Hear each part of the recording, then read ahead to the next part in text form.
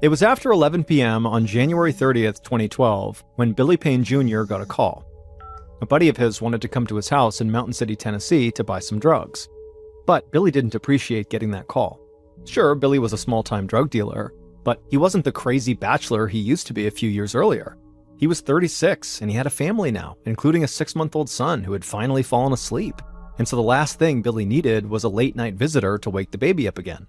So at 11:30, he texted his friends saying they couldn't meet up. He explained he had to be up early in the morning for his job at the thread factory, and so he needed some rest. His friend would just have to get his pills somewhere else. But as much as this call was annoying because it was inconveniencing, the truth was Billy was actually in the process of trying to leave his drug-abusing past behind. Billy had always been the life of the party in his small town. He was the guy who always had a beer in his hand and an endless parade of girlfriends. He drove a Mustang and bragged about going to Las Vegas for the weekend. His cousin, Jamie Curd, described Billy as being a man with caviar tastes on a working man's budget. But all that high living had a price. Billy had developed a nasty addiction to opioid painkillers, an addiction that he supported in part by selling opioids himself. Billy knew he'd made his share of mistakes in his life, including the fact that he had a young son in Florida that he never saw, but his opioid addiction was the worst. It clouded his judgment, it sucked up his money, and always left him feeling desperate for more. After Billy finished texting his friend telling him not to come over, he went to go peek in on his baby, Tyler, who was all tucked into his crib. Billy smiled at the baby, and then he headed down the hall to join his girlfriend, Billie Jean Hayworth, in bed. Billie Jean was 13 years younger than Billy, and she was slender and pretty, with short brown hair. She was also an outdoorsy Tennessee girl who loved nothing better than fishing, hiking, and camping. Billy had had his eye on Billie Jean from the moment she had come to work on the cleaning crew at the thread factory 3 years earlier. And soon after they had met, the two started spending all their time together. By 2010, Billy had invited Billie Jean to move into the small one-bathroom house that he shared with his father. By 2011, Billie Jean was pregnant with Billy's child. That same year, Billy had begun going religiously to an opioid treatment center and taking a prescription drug to control his cravings. And while the new year was still only a few weeks old, Billy still had a feeling that this year, 2012, would be the year he could finally start calling himself a former opioid addict.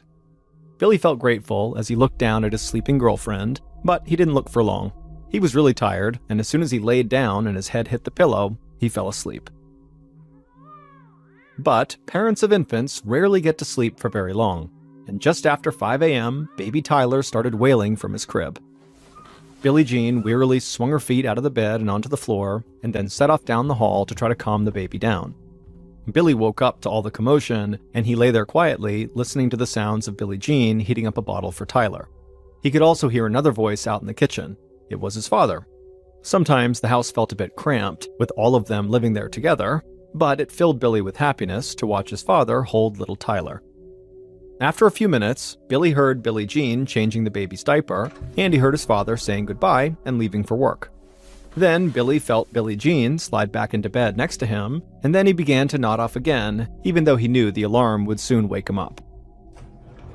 And it was at this point that Billy heard the sound of the sliding glass side door open. Just for a moment, he thought maybe his father must have forgotten something and come back. But then a shadowy figure suddenly loomed in the bedroom doorway, standing there completely silent and still. And even in the darkness, he could tell this was not his father. Billy suddenly was terrified, and he managed to blurt out, "What the hell?" And then everything went black.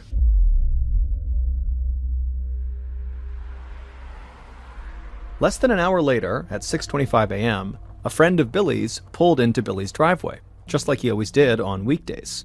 He worked at the thread factory with Billy, and they usually carpooled.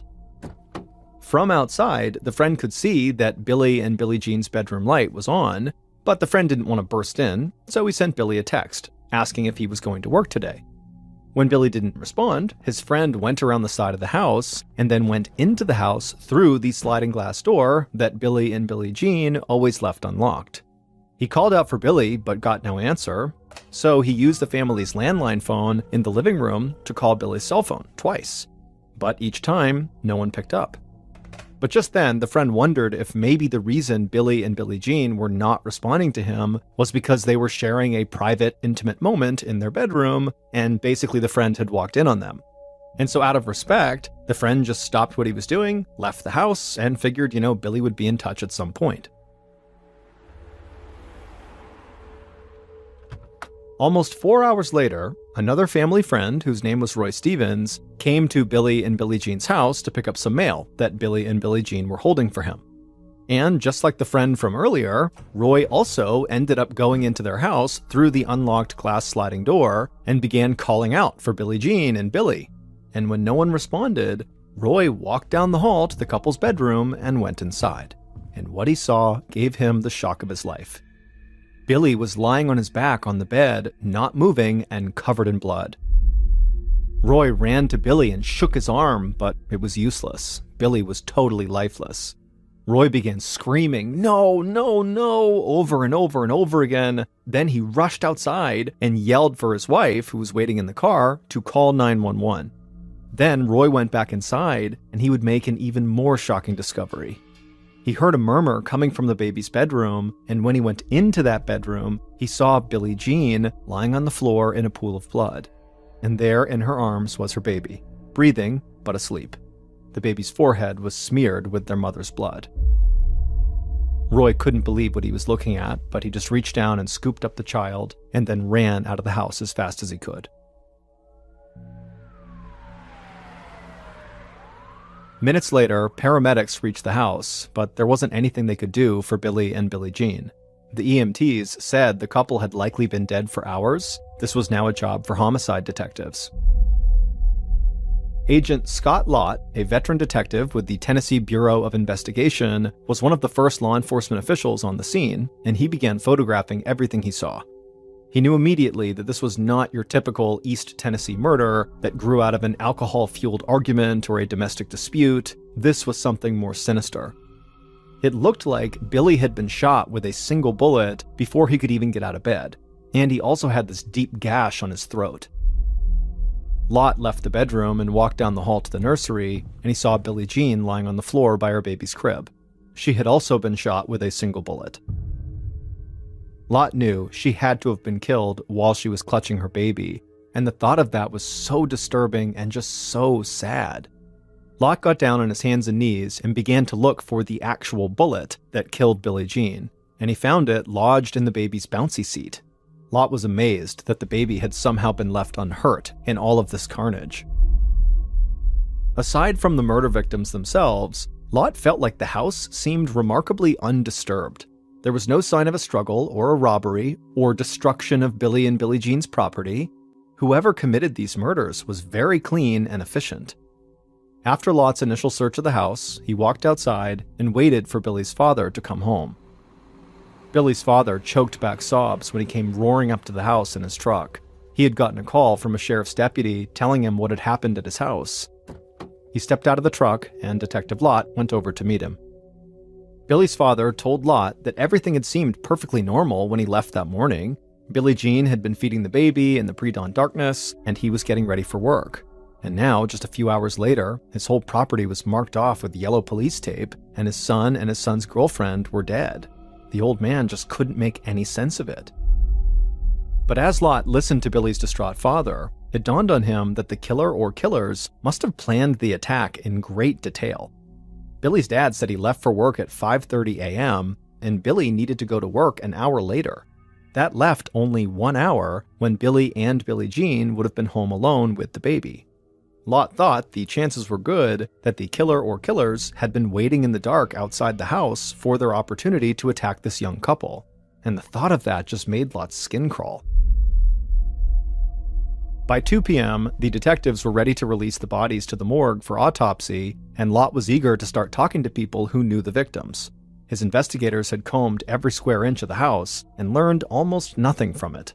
Lott didn't know whether he was dealing with a drug cartel hit, or a serial killer, or something else entirely.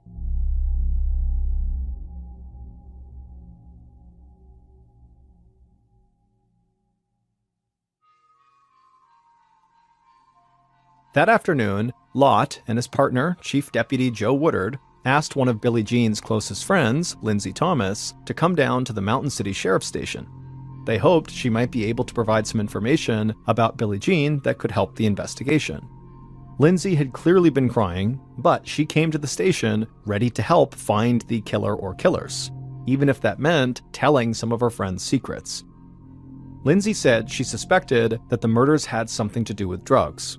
She had visited Billie Jean at home the day before the killings, and Billie Jean had told her that she was selling opioid pills to help pay for Tyler's baby supplies. And Lindsay knew that Billie Jean's boyfriend, Billy, also sold opioid pills.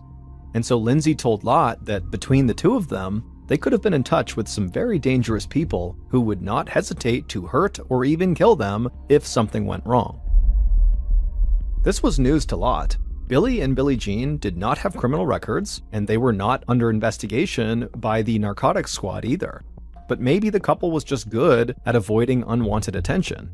The crime scene was certainly consistent with a ruthless drug gang hit, cold, efficient, and cruel, and Lot did find white crystals on the floor in Tyler's room that looked a lot like methamphetamines. And so Lot made a mental note to be sure to check back in with his narcotics squad. Then Lot asked about something Billy's dad had told him. When Billy's dad was sobbing in front of the house, he had made a comment about how there was some bad blood between his son and his son's girlfriend and this other family in town, the Potters. Now, Billy's father was too upset to explain this clearly, but from what Lot gathered, it sounded like there was some sort of internet feud between primarily Billie Jean and Janelle Potter, who was 30 years old and lived with her parents. Lindsay told detectives that she knew all about this feud. She said she'd even gotten caught up in it. But she thought the whole thing was just stupid. It was more like a middle school food fight than a reason to actually kill someone, and so Billy and Billie Jean were not afraid of the Potter family. I mean, they never even locked all their doors. Still, Lot asked Lindsay to slow down and walk the detectives through the entire feud. Lindsay said the dispute had begun more than a year earlier when people that she had never heard of began slamming her and Billie Jean on a website called Topics. It was a site where people commented on local issues, sometimes anonymously. One person had accused Lindsay of threatening to hurt Janelle, and he said that Janelle's defenders might hurt Lindsay too. And so he warned Lindsay to, quote, watch her back.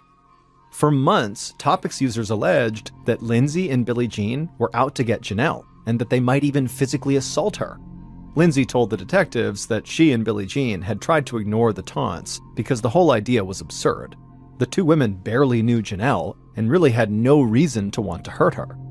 Lindsay said that she and Billie Jean ultimately became convinced that Janelle Potter herself was orchestrating the social media posts against them as a way to make herself look like a victim and maybe get some sympathy. Lindsay explained that Janelle was a very immature person who had never had a job, never had a driver's license, or really a real boyfriend, so she had plenty of time to stir up some trouble. Lindsay said that she and Billie Jean eventually filed harassment charges against Janelle, but a judge threw out their complaints for lack of evidence. After that, Billy got involved, and he called Janelle's mother in hopes of ending the dispute. But the mother stood by her daughter, and before long, the phone call had turned into a shouting match, with Janelle crying in the background. Lot looked over at his partner Woodard, and he nodded. They both knew this was a strange lead, but it was the best thing they had so far, so they had to go talk to the Potters next. The next morning, so February 1st, the two detectives drove out to the Potters' home, located a few miles from where Billy and Billie Jean had lived and died. Janelle's father, Buddy, opened the front door even before Lot and Woodard could ring the doorbell. He would tell them that he'd actually been expecting them because everybody in town always pointed fingers at his family. Lot could see that Buddy was a very proud United States Marine. He wore a Marine Corps hat, and his living room table was covered with military honors, including decorations from combat in Vietnam. Buddy said that he and his wife had moved here from Pennsylvania a few years back after a severe fall ended Buddy's military career, and now they were just enjoying retirement. But Buddy acknowledged that their daughter, Janelle, really struggled sometimes. He explained that she had a hearing problem when she was young that made it really difficult for her to carry on normal conversations, and at 6 feet tall, she felt really awkward and struggled to talk to boys. So as the years went by, she spent more and more of her time alone at home. Buddy said that his daughter was so vulnerable that he and his wife often had to be very protective. Anybody who wanted to do something socially with Janelle had to meet Buddy and her mother, Barbara, first. And Buddy said they worried constantly that Janelle was being bullied. That's when Barbara chimed in. She said the feud between their family and Billie Jean and her friends was a perfect example of the way Janelle was bullied. Barbara said that, Billie Jean and Lindsay would pick on Janelle so regularly that she and Buddy sometimes worried that their daughter might end up hurting herself. Janelle sat quietly as her parents talked about her to the detectives. But eventually, Janelle would speak up, and she would say that she didn't understand why Billie Jean and Lindsay were targeting her. She said she never posted insults about Billie Jean or anybody else online, but some of the people who came to Janelle's defense online fiercely criticized Billie Jean and Lindsay. Janelle said she believed that Billie Jean and Billy and Lindsay were trying to make her feel completely alone. She said that Billie had also attacked her closest supporters, falsely accusing her friend, Jamie Curd, of selling drugs. Lot's eyes widened at the mention of Jamie Curd. He'd heard that name when interviewing people who were close to Billie. And so he stopped Janelle and he asked, "Isn't that Billie's cousin?" And Janelle nodded and said, "Yes." Lot acted surprised. Lot told Janelle he understood that Jamie and Billie were not only relatives, but also close friends. So why would Billie attack Jamie? Janelle explained that Jamie actually was no longer friends with his cousin Billie anymore because he had learned how badly Billie and Billie Jean and Lindsay were mistreating Janelle. The two detectives wrapped up the interview and thanked the Potters for their time. Then they got up and walked outside and made their way over to their car, all the while puzzling over the strange story they'd just heard.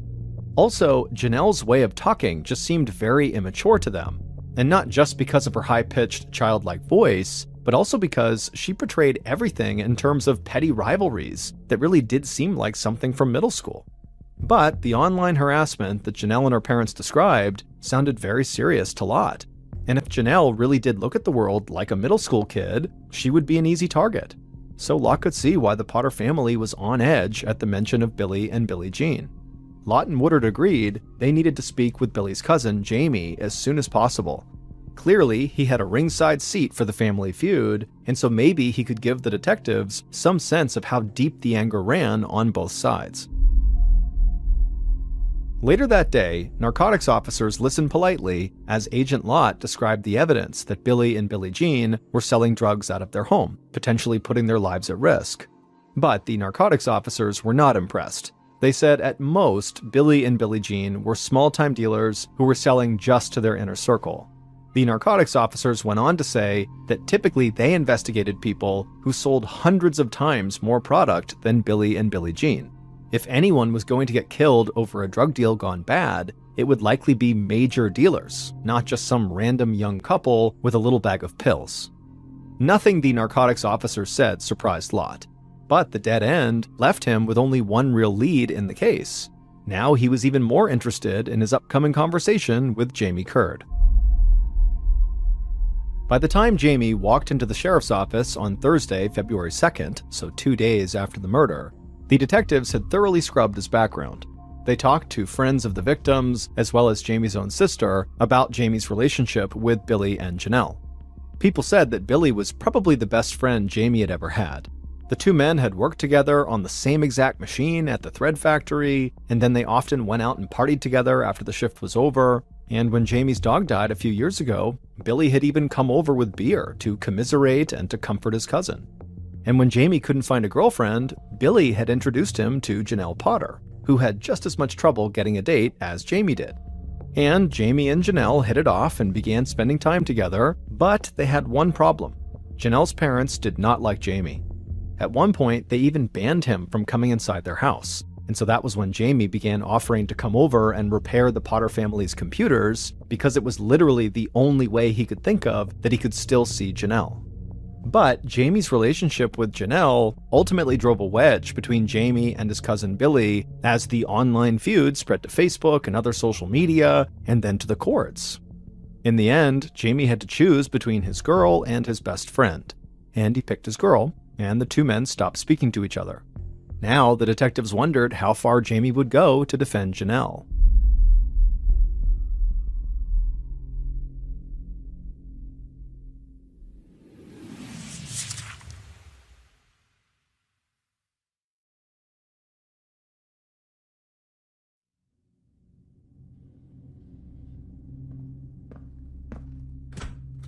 From the moment Jamie entered the police interview room, with a baseball hat pulled down low over his sleepy eyes, Lott had the sense of a man who was a follower, not a leader. Jamie himself was quick to make it clear that he was a country boy who had never strayed too far from eastern Tennessee. He said he didn't really use computers much himself, even though he was enough of a handyman to repair them, but he knew that Billy and Billie Jean were posting threats against Janelle on Facebook and other websites. And Jamie just couldn't understand why Billy would do that, or why Billy denied that it was true. Jamie said he saw firsthand the damage that Billy and Billie Jean's threats were doing to Janelle. Jamie said he had seen Janelle suffer these paralyzing panic attacks over some of the things that Billy and Billie Jean were saying about her. And Jamie said at some point he just couldn't take it. He just could not bear to watch his girl get hurt. Detective Lott said he could only imagine how hard it would be to watch your girlfriend be bullied. Jamie tried to interrupt, claiming that Janelle was not his girlfriend, but Lott ignored him. He said it must have been hard for Jamie to keep from hurting the people who were hurting Janelle. Then Lott leaned forward and looked right at Jamie, and he asked him a very surprising and blunt question. Would you shoot a woman with a baby in her arms? Startled, Jamie just sat there for a moment before he answered with one word: no. And Jamie instantly offered to take a lie detector test to prove he really had nothing to do with these murders. And after that, he went silent. And so the detectives just sat there in silence and stared at Jamie, hoping he would eventually chime in with useful information. And for a while, all Jamie did was just sit slouched in his chair, but then suddenly Jamie sat up and he began wildly looking all around the interview room as though he was looking for someone who was watching them. Then he looked right at the detectives, and his eyes were wide and his voice got really quiet, and he asked them, "Is the CIA here?" Lott and his partner were dumbfounded, but also intrigued. Why would the Central Intelligence Agency, the country's international spy agency, have anything to do with a double murder in rural Tennessee? Jamie glanced from detective to detective, hoping for an answer to his question, but the two detectives didn't say anything, mostly because this was a totally outrageous question that didn't seem legitimate. But what was absolutely clear in this moment was the two detectives knew they had to figure out what in the world Jamie was talking about. On the other side of town, Janelle's mother, Barbara, had no idea that Jamie was talking to the police at that very moment. But she would have known exactly why Jamie was asking about the CIA. And she, for one, was grateful that one particular spy did keep an eye on Mountain City, Tennessee. For more than a year, Barbara had been emailing back and forth with a CIA agent named Chris, and they had grown very close, like mother and son. In fact, she even sometimes addressed him as son. Chris, the CIA agent, had gone to high school with Janelle more than a decade earlier. And even though his career had taken him around the world since those days, he still kept a protective eye on his high school classmate, and he would let Barbara know whenever he learned of any threats to Janelle's safety. Months before the murders, in April of 2011, Chris had emailed Barbara to let her know that Billie Jean and two other women had been prowling around their property at night. Chris said he suspected the women were up to no good, but he was in no position to do anything. He had just broken his arm, and he was in a cast. However, Chris said he had tapped the phone line in Billy and Billie Jean's house, so he would be able to keep track of their conversations. That way, they would know if Billy and Billie Jean were planning anything else. Barbara couldn't thank Chris enough for the warning. He was like a guardian angel. "We love you, son," she wrote back to him. And in the email, she also reassured Chris that her husband, Buddy, was in, quote, Vietnam jungle recon mode, end quote, and he would be ready if any intruders tried to enter their home. Billy's cousin Jamie had also struck up a relationship with Chris, the CIA agent, and Jamie often poured his heart out to the spy about how much he loved Janelle. Chris had assured Jamie that he had a great girl, but he warned Jamie that Billy and Billie Jean and their friends, they really wanted to make Janelle's life hell, and that would definitely affect Jamie's life. So when Jamie returned to the police station to take his lie detector test that he requested on February 6, 2012, so almost a week after the murders, he hoped that Chris, the CIA agent, might be looking out for him. But things didn't go so well for Jamie. The lie detector analyst concluded that Jamie was being deceptive when he claimed he didn't know anything about the murders of Billy and Billie Jean. And so this meant it was very likely that Jamie was hiding something. And this was exactly what Agent Lott was hoping for. Now he'd be able to really up the pressure on Jamie and basically force him to either spill his guts or risk facing first-degree murder charges. And so, Agent Lott walked into the interview room where Jamie was once again waiting, and Lott felt ready to break this man down. For the next 2 hours, Lott, along with another detective, threw one question after another at Jamie. What was he hiding? Why was he lying? Was anyone else involved in the murders? And Jamie just sat there mumbling, I don't know, or just grumbling without even answering at all. Finally, the detectives actually started taking pity on Jamie, saying they knew he was not the mastermind. He was probably just following someone else's instructions. Lott said that maybe Jamie didn't shoot anyone, but he needed to tell them who did. But Jamie just continued to mumble and stammer his way, and so Lott was getting really frustrated. So he just left the room and typed up a written statement, a confession for Jamie to sign, that admitted he played a role in the murders.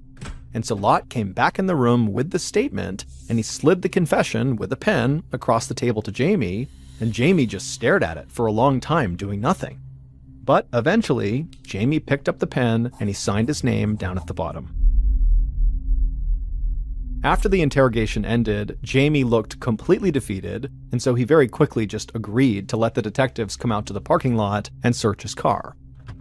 And in his car, scrawled on a scrap of paper on the front passenger seat, the detectives found email addresses for not only Jamie, but also for Barbara and Janelle. This was like a goldmine to Lott. Now that Jamie had confessed to a backup role in the murders, the detectives could get a search warrant to see all the messages written to and from these email addresses in the months leading up to the murders. If there was a larger plot to murder Billy and Billie Jean, then the detectives would soon know about it. A few days later, the email company sent the detectives an electronic file containing thousands of emails sent or received by Jamie, Barbara, and Janelle over the previous year. And so suddenly, the detectives had a window into why the Potter family lived in such fear. The detectives quickly started seeing correspondence from a CIA agent named Chris Chodden, who was warning with increasing urgency that Billy, Billie Jean, and their friends were harassing and threatening Janelle. The emails were chatty and personal, sometimes weaving in stories from Chris's CIA work or references to his 3 Great Danes, but frequently coming back to his concerns that these bullies might follow through on their threats to hurt Janelle. Lott couldn't believe that a CIA agent would use his official position to get involved in a family feud in rural Tennessee. The emails showed that for months in 2011, Chris had tried to get a CIA ID card for Janelle's father, Buddy, so that Buddy could acquire military-grade weapons that are normally off-limits to civilians. And so the whole thing just seemed extremely unprofessional to the detectives. So Lott and another detective decided to track down Chris and just ask him what was going on. The detectives found a guy named Chris Chodden who graduated with Janelle from a high school in Pennsylvania, and so Lott got his phone number and called him up. Chris seemed surprised to be getting a call from police in Tennessee, but he agreed to talk. And the next day, Lott and the other detective drove up from Mountain City to Delaware to meet with Chris for coffee at his house. After the detectives and Chris had taken a seat at the kitchen table, they talked for a few minutes, just kind of general niceties, and then Lott just pushed a stack of papers across the table to Chris and told him they were copies of emails that he had written to his old high school classmate, Janelle Potter. But Chris just looked blankly at the papers and then at the detectives, and he said he had never sent an email to Janelle Potter, ever. He knew her in high school, but they were never really friends and did not stay in touch after graduation. He said he didn't know what those papers were, but they had nothing to do with him. Lott then asked Chris about his work for the CIA, and Chris nearly broke out laughing. The CIA? Chris said he was a police officer, just like the 2 detectives, but he had never had anything to do with the CIA, and he certainly wasn't a spy. Lott asked Chris if he had broken his arm recently, and Chris said he had never broken it. Lott and the other detective believed Chris. He was nothing like the brash CIA agent in the emails, and he seemed genuinely surprised to be asked questions about a woman he barely knew. But now Lott needed to know, if Chris was not the author of all those emails, who was?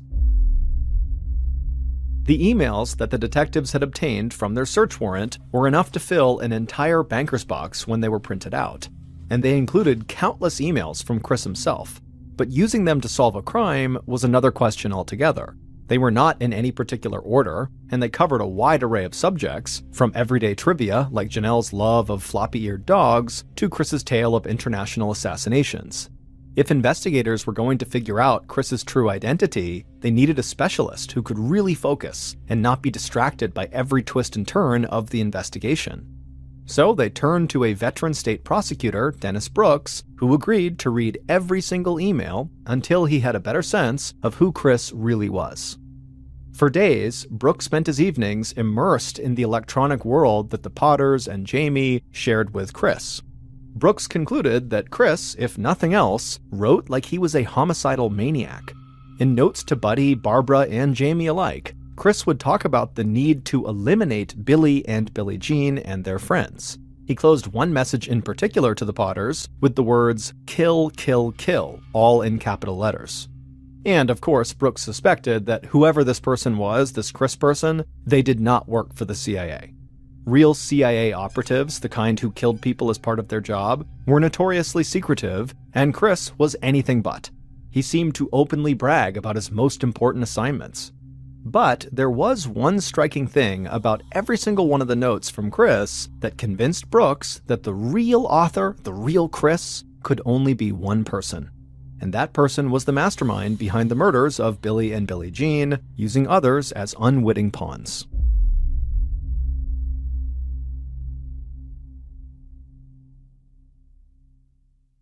The night that Jamie Curd signed his confession, he did finally break down and talk in great detail about his role in the murders.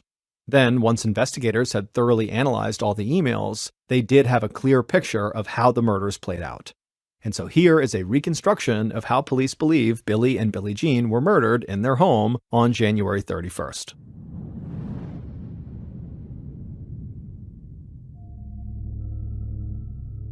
Around midnight on January 31st, so right as Billy was crawling into bed, a few miles away, Billy and Billie Jean's killer told Jamie that they needed a favor from him. Would Jamie take a ride to Billy and Billie Jean's house and stand lookout? Jamie knew what this favor really meant. The killer was finally going to take drastic action against Billy and Billie Jean, and they needed someone else for backup. Jamie did not like this idea, but he had known this night was coming for months, and so he agreed to go. So Jamie and the killer drove to a church that was near Billy and Billie Jean's house, where they could see whoever left or entered, and they waited. Eventually, they saw the light go on as Billie Jean brought her baby into the kitchen for a bottle. Then they saw Billy's father packing his lunch for work, and then walking out the door around 5:30 a.m. This was the moment they were waiting for, when Billy and Billie Jean were all alone with just their baby in the house. Now, the couple was going to get what was coming to them. Jamie and the killer put on gloves, and then the killer gave Jamie a handgun so they'd both be armed. Then the killer and Jamie got out of the car, they made their way over to Billy and Billie Jean's house, and the killer slid open the unlocked glass doors on the side of the house, and then they walked inside and headed straight for Billy and Billie Jean's bedroom. Once the killer reached the bedroom, they stood in the doorway to gather their courage for a moment, and then they entered the room. And as soon as they did, Billy woke up and he yelled out, "What the hell?" But the killer was on top of Billy before he could do anything. And the killer put their gun just inches from Billy's face and fired. At this point, Billie Jean, who's right next to Billy, began to scream and she ran out of the room, but she didn't get far because Jamie was standing guard in front of the door that would lead outside. So Billie Jean couldn't escape. Instead, she ran down the hallway to her baby's room and pulled him out of the crib and held him close to her body. And then the killer just stepped into the room, rushed at Billie Jean, they raised their gun and shot her point blank in the side of the head. Billie Jean crumpled onto the floor, still clutching her baby. The killer simply turned around, walked back into the hall, and headed back to the main bedroom. And there, they walked back over to Billy, and just to make sure he was dead, the killer drew a knife and slit Billy's throat ear to ear. Then the killer walked out of the bedroom and met Jamie at the front door. Jamie gave his gun back to the killer and then ran outside to vomit. And that was it. The intruders got back in their car and sped off. They were in and out of the house in less than 3 minutes, leaving behind 2 dead bodies and a baby who would grow up without parents. But the killer was satisfied with what they had done. At least now his daughter, Janelle, would be safe. Buddy Potter, Janelle's father, killed Billy and Billie Jean.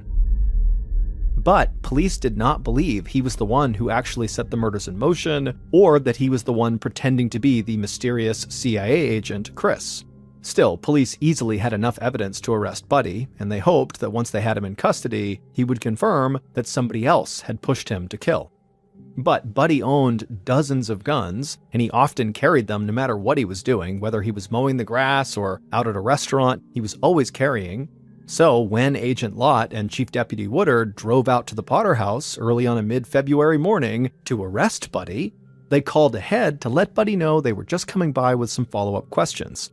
The last thing the 2 detectives wanted was to surprise Buddy and accidentally trigger an armed standoff.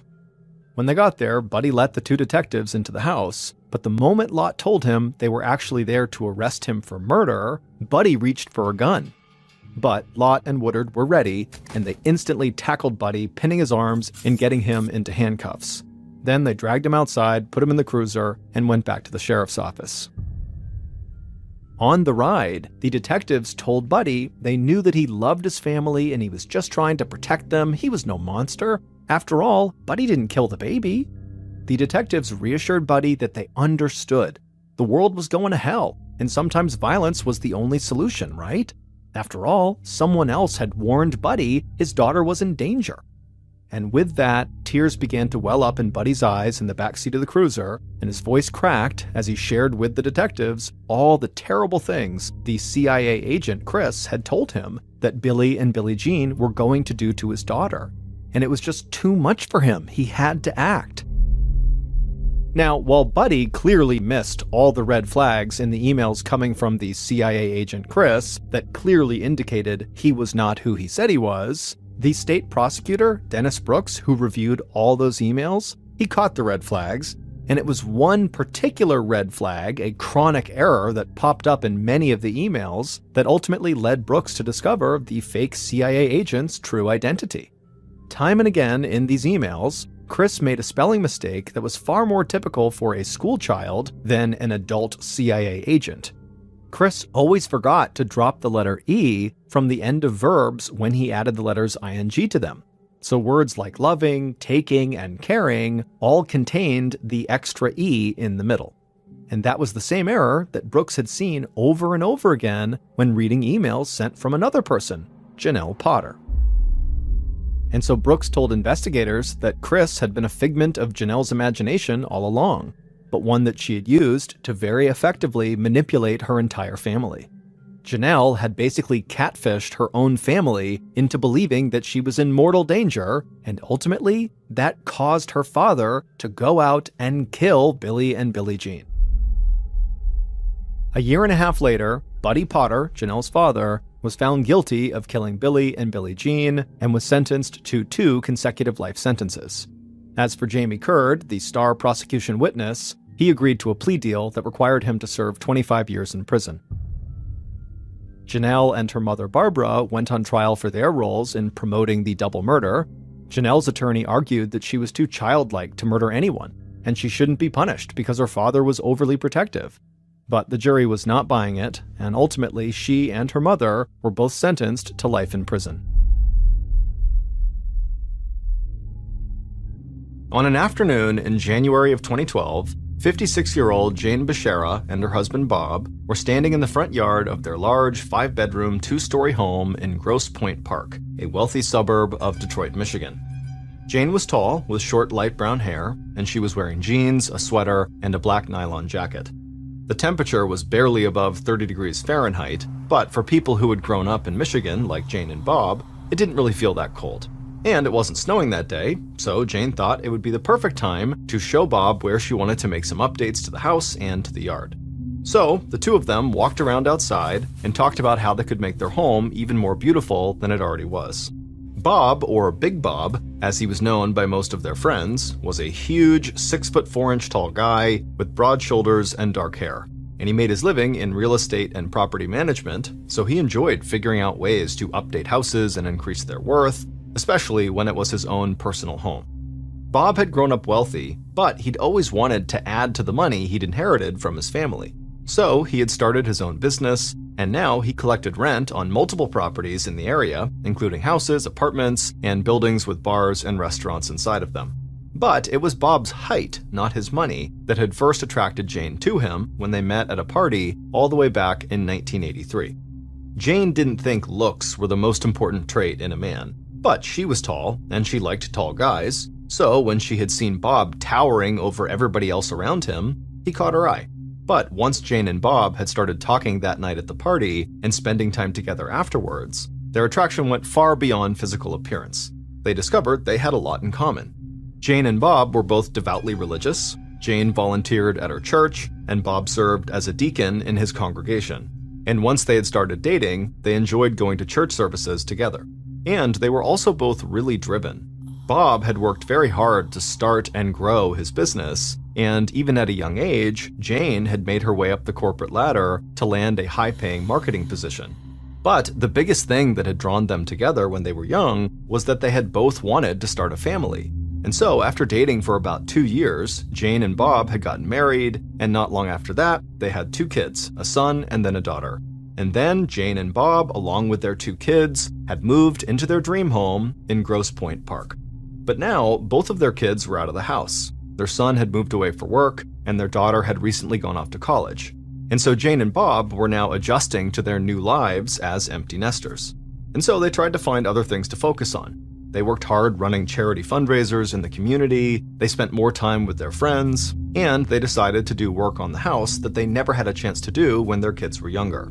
As the couple walked around their property looking for things they wanted to fix, Bob said he knew someone who could get started very soon on some of these updates they wanted to make. Bob said the guy's name was Joseph Gentz, and that he used him often as a handyman and yard guy at some of the properties that he managed. Jane said that would be great, but the truth was, she had actually met Joseph when he'd done some small repairs around the house, and she didn't really like him that much. Joseph was as big as Bob was, but not nearly as calm or soft-spoken.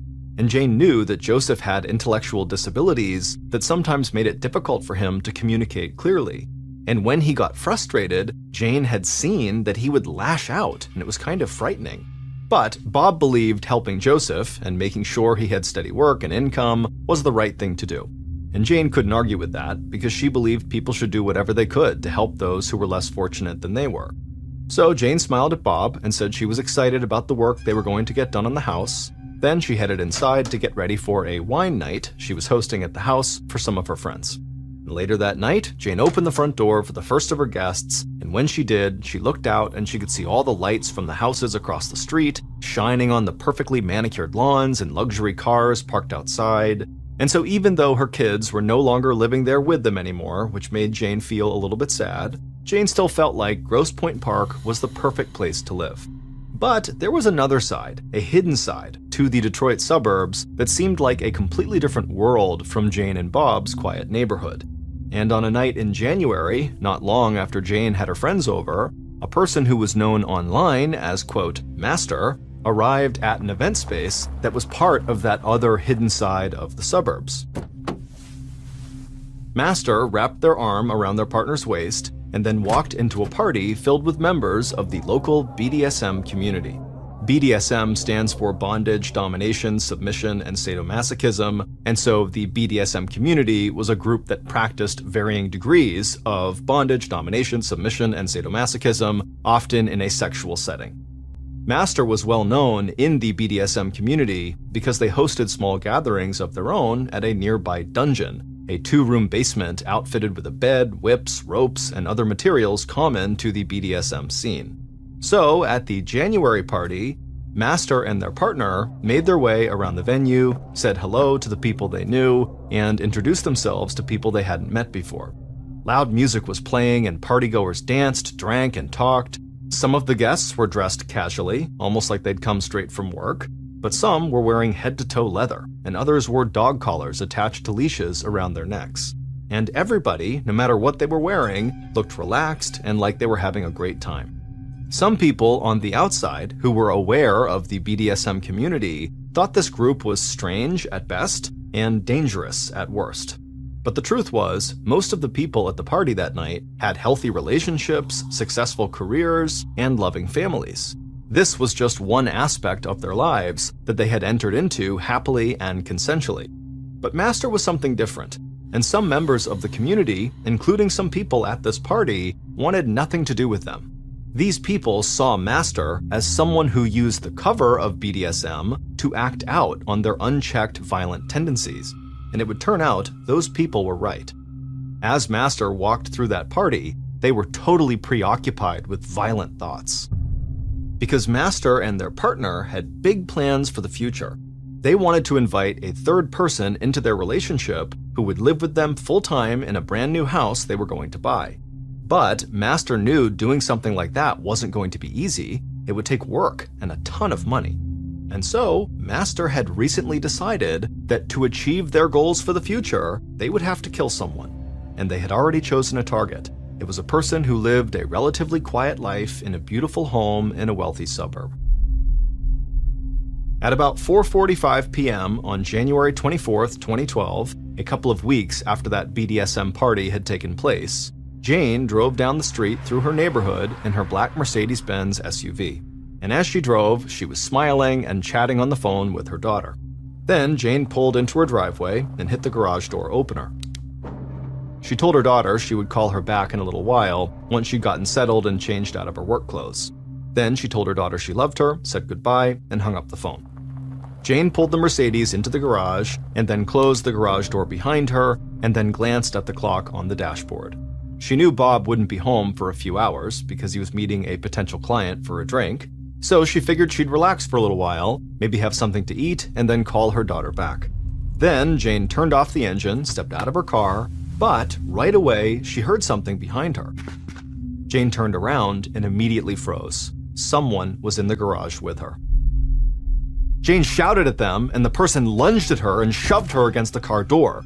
But Jane pushed back and stumbled forward. She was confused and terrified, and she thought she was being robbed. Then the person in the garage grabbed Jane from behind, raised up their fist, and slammed it into the back of Jane's head.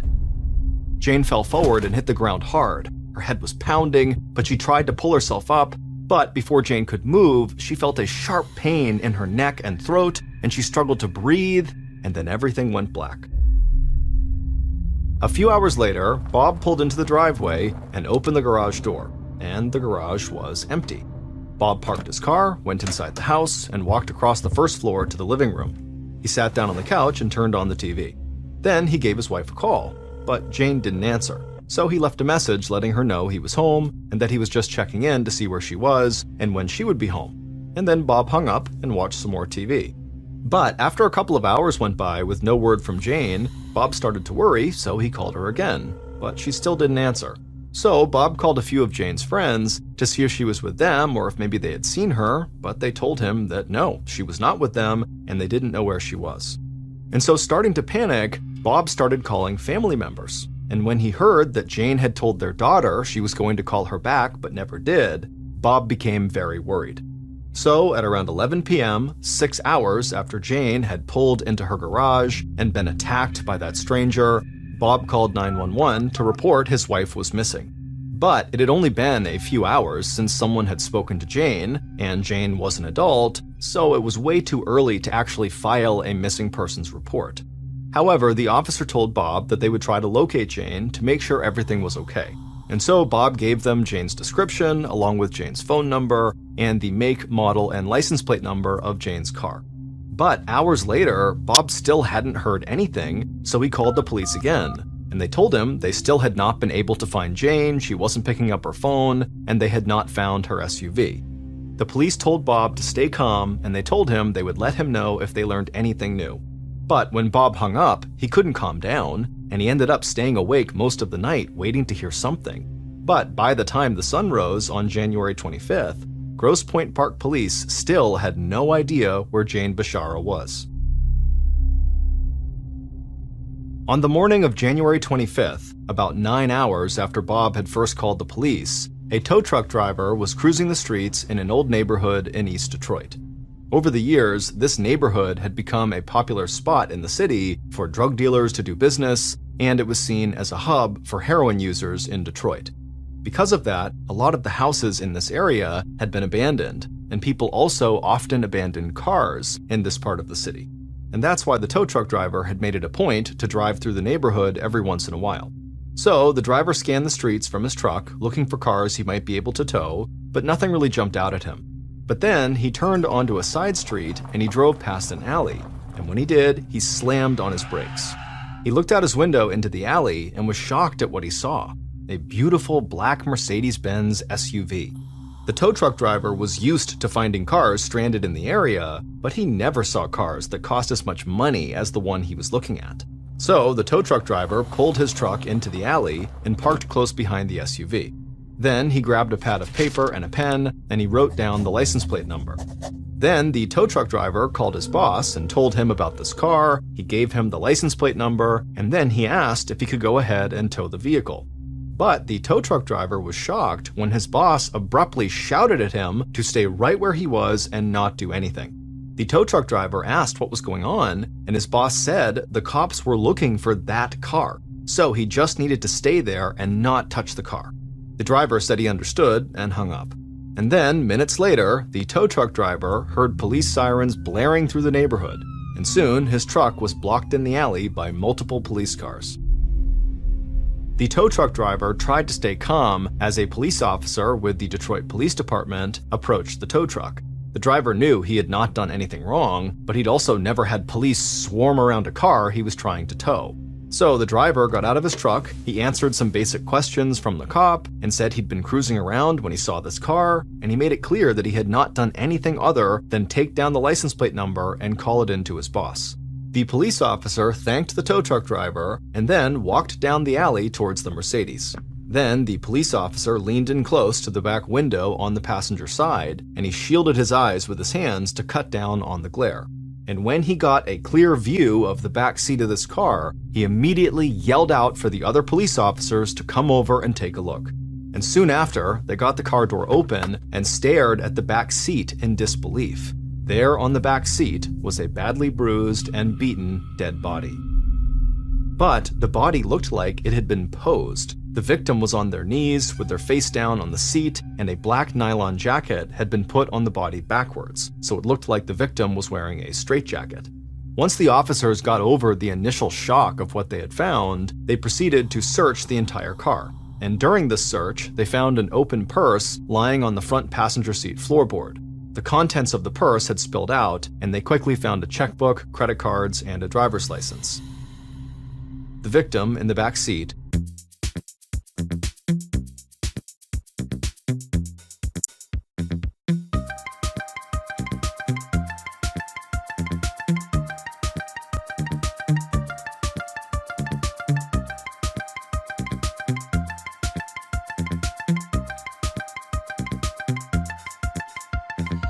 Not long after her discovery, homicide detective Donald Olson of the Detroit Police parked his car near the alley and stepped outside. The cold weather, like most things, didn't really affect Olson. He had been a detective for a long time, and so he'd seen his share of horrible violence and strange cases all across Detroit. So, as he approached the officers who had first arrived on the scene, he didn't really expect to see or hear anything that would rattle him. But when Olson looked into the backseat of the Mercedes and saw Jane's body in that pose, he admitted he was shocked by it. And it wasn't just because of the pose Jane had been found in. Detective Olson just couldn't understand how a wealthy, middle-aged woman from Grosse Pointe Park had ended up dead in a neighborhood in East Detroit that was known for drug deals and heroin use. Soon after Olson's arrival, the alley was blocked off with crime scene tape and filled with police. Olson's initial take was that Jane's death had not been a part of a robbery because her credit cards and checkbook were left behind in clear view inside of her car. But Olson wanted to wait for more information before he started forming any theories. And so, as forensics experts took blood samples and fingerprints from Jane's car and her body, Olson stepped away and called the Grosse Pointe Park Police. And that police department was about as different from the Detroit police as possible. While Detroit cops had dealt with close to 400 reported homicide cases during the previous year, Grosse Pointe Park hadn't had a single reported homicide in about a decade. So when Olson called to tell them that Detroit police had found a murder victim who was a Grosse Pointe Park resident, the officer on the other line was stunned. Then Olson said they needed to inform the victim's husband, Bob Bashara, and Olson said he would drive out to Grosse Pointe Park to accompany the officer delivering the news to Bob's house. Olson knew the small suburban police department would not have dealt with a case like this before, so he wanted to be there when Jane's husband was given the news. Because Olson knew the first place to start with a homicide like this was almost always with the spouse, even if it was just to rule them out. So Olson got in his car and drove from the neighborhood in East Detroit where Jane had been found to Grosse Pointe Park. The drive only took him about 20 minutes, but as Olson looked out at the huge homes and the fancy cars lining the streets, he felt like he might as well have traveled to a different planet. At around 10:45 a.m., almost 2 hours after Jane's body had been discovered, Detective Olson and an officer from the Grosse Pointe Park Police walked up to Bob and Jane's front door. But before they could even ring the bell, the door swung open and Bob stepped outside. His hair was a mess and his eyes were bloodshot, and the first thing he said to them was he had been waiting all night to hear anything from the police, so what's going on? But then Bob noticed the looks on Olson and the other officer's face, and immediately he just dropped his head and slumped over. Olson gently asked if they could come inside to talk, and Bob nodded. Then Bob turned around and slowly led them through the entryway into the dining room, where they all sat down at a long dining room table. Then Olson looked at Bob and in a quiet voice said Detroit police had located his wife's car and they had found her body inside. And even though Bob was obviously shaken up, his reaction to this was to immediately start recounting all the events of the previous day, telling Detective Olson where his wife had been and where he had been. Olson thought this was a strange, somewhat defensive reaction, but he knew from experience, people reacted very strangely to horrible news like this. And when Bob finally slowed down and stopped talking, Olson just said he was very sorry for his loss and that he did not want to impose right now. But he asked if Bob would be willing to stop by the Grosse Pointe Park Police Department the following day to answer some questions. Bob said he would definitely do that and that he was willing to do anything they wanted to help them figure out what happened to his wife. Olson and the other officer told Bob again how sorry they were, and they thanked him for taking a few minutes to talk to them, and then the officers walked out of the house and headed for their car. And once the police were gone, Bob was forced to call his kids and his family to tell them the horrible news. And as Bob made these very difficult calls, word began to spread through Grosse Pointe Park that Jane had been found dead in the backseat of her car in East Detroit, and it sent the town into a sort of shock. People couldn't believe that this had happened to someone who had been so well liked in such a vital part of their community. And a lot of people who heard the news and who talked to Bob made it clear they wanted to come together right away to do something to honor Jane. And so that evening, Bob stepped out of his house and took part in a huge candlelight vigil right in his front yard to honor his wife. And that night, scenes from this candlelight vigil made it onto the news, and Detective Olson realized by seeing the images just how much of an impact Jane's death had had on her entire community. And so he hoped he would be able to bring the case to a quick close so they could all start to heal. On the same night as this candlelight vigil, so January 25th, which was the same day that Jane was found in East Detroit, the person known online as Master grabbed their phone and called their partner. Master told their partner to come over to their house so they could discuss the big plans they had been making for the future, bringing a third person into their relationship and buying a new home together. But their partner seemed upset and distant, and for a minute, Master started to worry. They were sure they had never mentioned their thoughts about killing someone to their partner, but now they wondered if somehow they had slipped up, and if their partner suspected that they had something to do with the murder that was now all over the news. And so Master asked their partner one more time to come by the house, but their partner flatly refused and hung up the phone not long after. And so Master just sat there in silence for a moment, trying not to panic, because all that was going through their mind was, if my own partner thinks I might have killed someone, isn't it just a matter of time before the police think the same thing? The following morning, so on January 26th, one day after Jane's body had been discovered, Bob followed an officer through the Grosse Pointe Park police station to a small interrogation room. Bob walked across the brightly lit room with stark white walls, greeted Detective Olson and the other officer he'd seen at his house the day before, and then took a seat at a small table that was pressed up against the wall.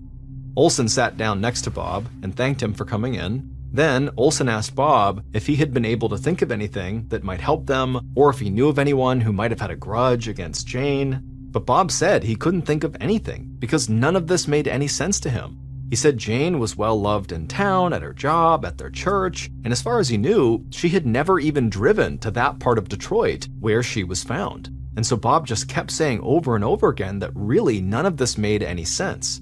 Olson said he understood, but then he leaned across the small table and looked Bob dead in the eye, and then Olson said he knew every marriage had its problems and that husbands and wives often kept secrets from each other.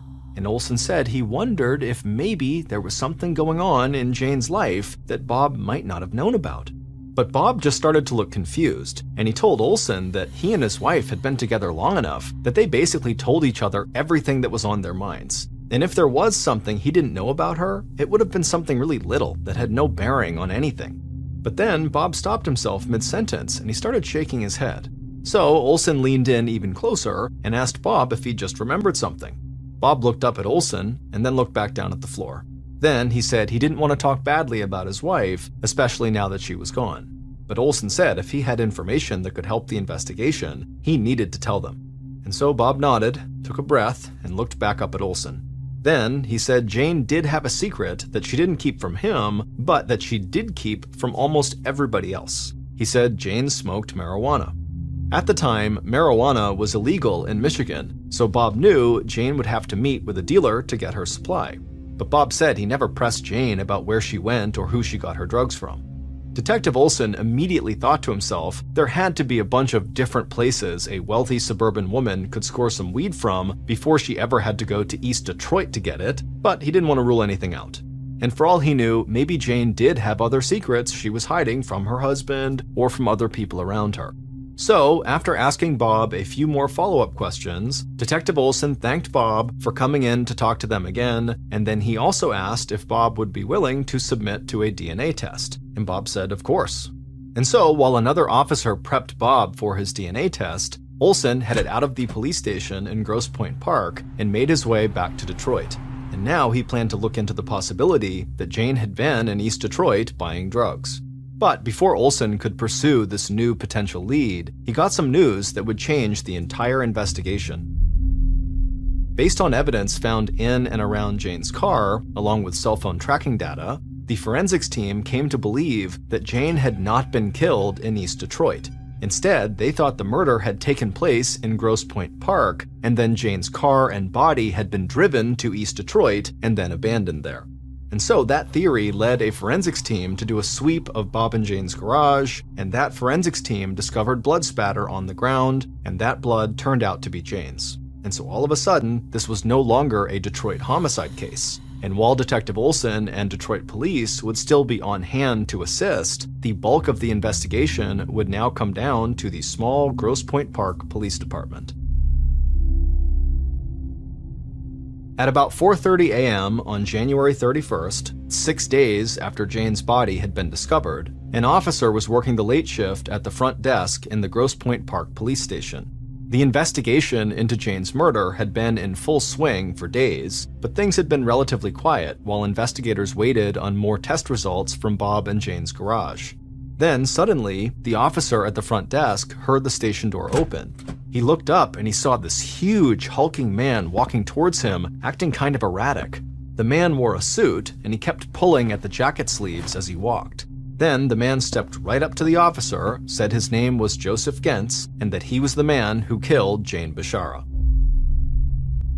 At first, the officer just stared at Joseph. There were no detectives at the station that early in the morning, and he really didn't know how to handle something like this. But he pulled himself together and asked Joseph to give him his full name again. Joseph told him who he was and that he had worked as a handyman for Jane's husband, Bob. The officer still wasn't sure exactly what to do, so he led Joseph to one of the few holding cells they had at the station, he locked Joseph inside of it, and then he went back to the front desk and made some calls. And that morning, Detective Mike Narduzzi of the Grosse Pointe Park Police woke up to the sound of his phone ringing. And at first, he couldn't understand what he was hearing. So he asked the officer on the other line to slow down and tell him clearly what was going on. And when Narduzzi heard there was a man at the station confessing to Jane's murder, he shook himself awake and got dressed as fast as he could. Narduzzi had taken over the case when it moved out of Detroit, and he was already feeling totally overwhelmed. He'd only been a detective for about 3 years, and he had never handled a homicide. But as he sped down the road in his car towards the station, he told himself that a confession could be everything he had hoped for, and it could allow him and his team to close this case way faster than they expected. A few minutes later, Narduzzi arrived at the station, and he headed right to the interrogation room where Bob had been questioned a few days earlier. He walked into the room, and he saw Joseph already sitting at the small table. And Narduzzi stopped and just stared for a second. Even sitting down, Joseph looked enormous. But Narduzzi put on a smile, introduced himself to Joseph, and then sat down at the table with him. Then Narduzzi asked Joseph to explain what he knew about Jane's murder. And Joseph told Narduzzi that he had done a bunch of work for Bob at his different properties, and so that's how he knew the Bisharas. And then Joseph started explaining how he had killed Jane step by step. But then suddenly, Joseph stood up and started unbuttoning his dress shirt. Narduzzi asked him to sit down, but Joseph lifted up his shirt and showed scratches on his chest and stomach, and he said that was where Jane had fought back. Then Joseph started pacing around the small room and saying something about money, and Narduzzi kept trying to get Joseph to sit down and stay calm because he couldn't figure out exactly what Joseph was even talking about. Finally, Joseph stopped pacing, and he leaned down, looked at Narduzzi, and said there was way more to this story and that there was actually a conspiracy behind Jane's murder. But when Narduzzi asked for more clarification, Joseph just couldn't really explain what he was saying. And by the end of this meeting, Detective Narduzzi was exhausted and confused. It was clear to him that Joseph had some intellectual disabilities and that it was difficult for him to tell a clear story. But Narduzzi wondered if Joseph really was just having trouble explaining it, or if maybe he was making this up.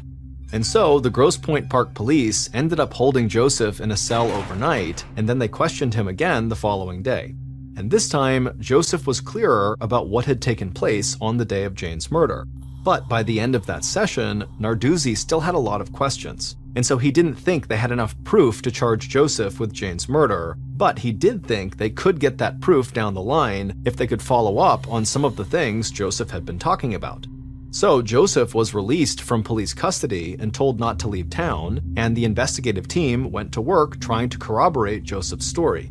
And in early March, a little over a month after Joseph's confession, police arrested him and charged him with murder.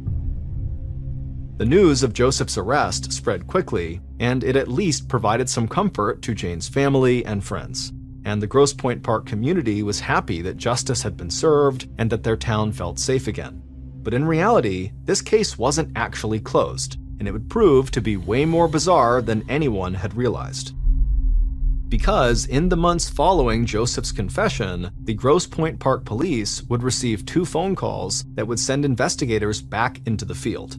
And what they learned from those calls would eventually lead them to the BDSM community, and into the world of the person who called themselves Master. Based on the phone calls police received following Joseph's confession, evidence found in Jane's car and in her garage, cell phone data, and interviews conducted throughout the investigation, here is a reconstruction of what authorities believe happened to Jane Bishara on the day she was killed, January 24th, 2012. At 4:45 p.m., Jane's killer crouched in the corner of Jane's dark garage. They wore black pants, a black leather motorcycle jacket, and thick-soled black boots. The killer had gone over their plan, but they were still nervous, and they could feel their hands shaking. Then suddenly, the garage door began to open, and the overhead light went on, and the killer immediately pulled themselves as close to the wall as possible so they wouldn't be seen. Then the killer watched as Jane's Mercedes SUV pulled into the garage, and they could see Jane talking on the phone in her car. The killer took a deep breath and waited. Jane hung up the phone, turned off the engine, grabbed her purse from the passenger seat, and stepped out of the car. But the killer didn't move because they weren't sure if they could go through with this. But then Jane turned around and she saw the killer and started shouting, and the killer panicked. So the killer stood up to their full huge height, they lunged out of the corner, grabbed Jane, and shoved her into the driver's side door.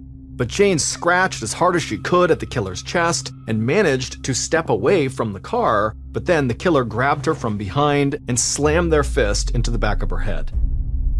Jane's purse dropped from her hand and she fell to the ground face first, and then she began pleading for help and trying to pull herself to safety. But the killer immediately dropped down to the ground right on top of Jane's back, and they wrapped their huge hands around her throat. Jane choked and struggled to breathe, and her feet started kicking wildly, and the killer could hear her shouting. Finally, the killer released their grip, and Jane's head hit the ground, and she lay there wheezing, trying to compose herself. Then the killer stood back up, raised their boot, and placed it on the back of Jane's neck and stomped. The killer heard a loud crack, and then afterward they slowly backed away from Jane's now dead body. The killer wanted to run, but then they heard a voice from the other corner of the garage, and the person who called themselves Master stepped into the light. And together, Master and the killer picked up Jane's body and put her in the backseat of the car on her knees. Then Master took off Jane's jacket and put it on her backwards, so she looked like she was bound in a straitjacket. Master grabbed Jane's purse and dumped out the contents on the passenger floorboard. Then they told the killer to drive to East Detroit and leave Jane's car there with her body inside. The killer nodded, got into the car, backed out of the garage, and sped off. And when the Mercedes was out of sight, Master, aka Bob Bashara, Jane's husband, closed the garage door. Then, Bob went into the house, changed his clothes, and headed out to drink at a bar that was housed in one of the properties he owned. It would turn out Joseph Gentz, Bob's handyman, really was Jane's killer, but Joseph had been working for Bob the whole time. The revelation of Bob's involvement in the murder would take police months to unravel, because this case led them down paths they just hadn't seen coming. And with each new piece of evidence, the case just seemed to get even stranger. Bob, aka Master, who was well known in the BDSM scene, had been planning to buy a new house for him and his partner, a woman he'd been having an affair with for years. And they were both eager to welcome a third person into their relationship who would live with them in this new house. But in order to make that happen, Bob would have to get rid of his wife Jane. And he couldn't just divorce her, because it turned out that Bob's personal wealth had taken a huge hit over the past few years, and his real estate business was failing. But if Jane was dead, Bob could collect money from her life insurance policy and her substantial 401k retirement fund, and he could drain their joint bank accounts and sell their house. And all that money would enable him to support himself and the two women he hoped to start a new life with. Joseph Gentz had brought up Bob's involvement in Jane's murder during his confession, and he had said Bob had paid him to kill Jane. But Joseph changed his story about Bob's role in the murder multiple times, so police didn't feel like they had enough evidence to initially charge Bob. But then, the woman Bob had been having an affair with reached out to police, because it turned out Bob had lied to her for years and said he and Jane were divorced, and it wasn't until she saw clips of the candlelight vigil on the news that she realized Bob had still been married, and she started to suspect that he had murdered Jane. And so she pulled away from Bob and told police they had been having an affair for years and that they were planning on buying this house together soon, but she didn't say anything to police about her and Bob's involvement in the BDSM community. But soon after that, police received the two phone calls that cracked the case wide open. The first was from a woman in Oregon who said Bob had found her on a BDSM site, and Bob had wanted her to be the woman to join him and his girlfriend as the third live-in member of their relationship. But when this woman had refused to move to Michigan and said she didn't want anything to do with Bob, he started to harass and stalk her online, and so when she read about Jane's murder and saw who Jane's husband was, she called the Grosse Pointe Park police to say Bob was potentially dangerous and could very easily have killed his wife. This led police to finding more information about Bob's life in the BDSM community, and they found others in that community who also believed Bob was capable of real violence. And then, as police started to close in on Bob, they got the second of the two important phone calls. This call was from a local furniture salesman who knew Bob, and this man said Bob had contacted him and offered him thousands of dollars to kill Joseph Gentz before Joseph could testify against Bob in court. And soon after they got that call, investigators convinced the furniture salesman to wear a wire so they could get proof of Bob offering to pay money for a hit on Joseph. The furniture salesman agreed, and Bob immediately fell into the trap, being caught on tape offering money to have Joseph murdered. And so, in late June of 2012, 5 months after Jane's murder, police finally had enough evidence to arrest and charge Bob for killing his wife. Joseph Gentz, the killer, was convicted of second-degree murder and sentenced to 17 to 28 years in prison with the possibility of parole in 2029. Bob Bashara was convicted of murder as well and sentenced to life in prison. He died behind bars in 2020 at the age of 62.